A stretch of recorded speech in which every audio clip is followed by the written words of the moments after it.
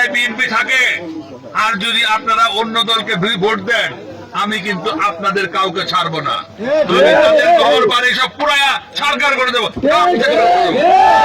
আমি কিন্তু কথা খুব পরিষ্কার ভাবে বলতেছি, এটা মনে করেন আমি ভয় দেখাচ্ছি।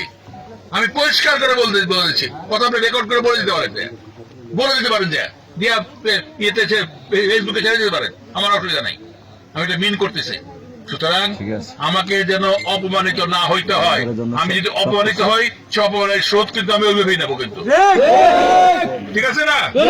আপনাকে আমার অপমানিত হয়ে দেবেন, তাহলে সবাই কিন্তু 12 ফেব্রুয়ারি তারিখে ট্রাক মার্কায় ভোট দিয়া জয়যুক্ত করবেন। মঞ্জুর হাসান মুন্সিকে অপমানের হাত থেকে রক্ষা করবেন, তারেক রহমানকে সরকার গঠনের সহায়তা করবেন, গুণাগার প্রার্থীদের সহায়তা করবেন। বিসমিল্লাহির রহমানির রহিম।